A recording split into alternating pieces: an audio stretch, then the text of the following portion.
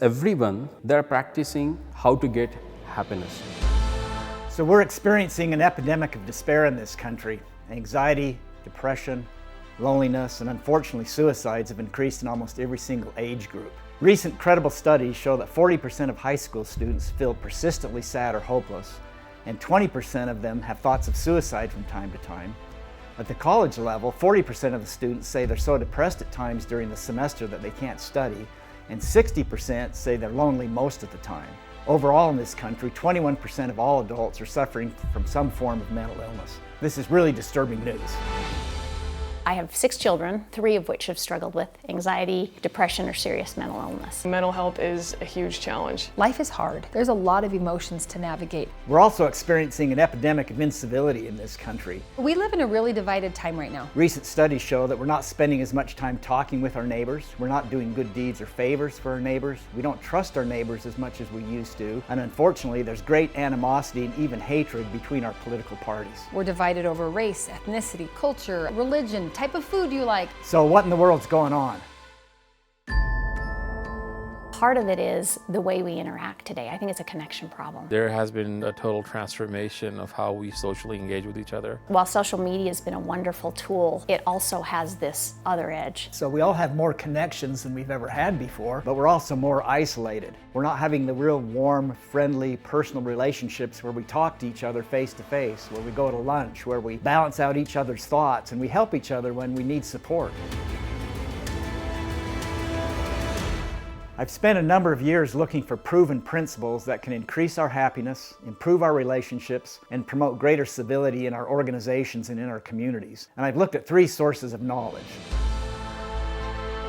I've studied the teachings of the founders of our great world religions. We realized what worked, what didn't work. One person helping one person helping one person. Nobody knows really who they are. Change the habit. I've read the writings of the world-renowned philosophers. What's it really all about? Why are we here? And most recently, I've studied the findings of the last 20 years of research in positive psychology. Positive psychology is very big. It's this reinforcing cycle back and forth. So I've put these sources of knowledge together, ancient wisdom, which has been around for thousands of years, with modern science, and found some proven principles that actually make our lives better.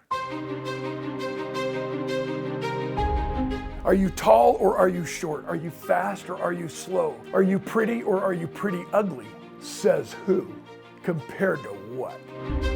More often than not, we are wrong when we think we know what makes somebody else tick. When you decide, I'm going to look outside of myself and see what someone else needs, that's the best medicine that there could be.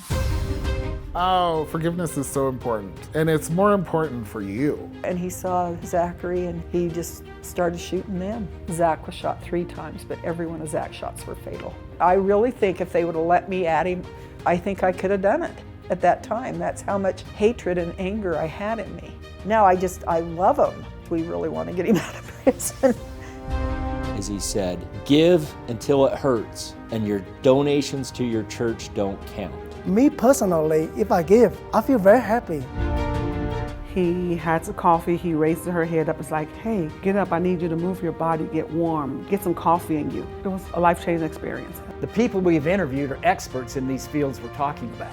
We've interviewed religious leaders, therapists, social workers, social influencers, best-selling authors, entrepreneurs, successful business leaders, ex-convicts, and people that have training in positive psychology. Once I knew my husband was dead, I realized I can't do this alone. I've been helped so much more than I could ever repay. When I was up in space, I realized for the first time in my life that it's not my water, it's our water. It's not my air, it's our air. I don't understand why we can't finally realize that in all reality, we are true brothers and sisters.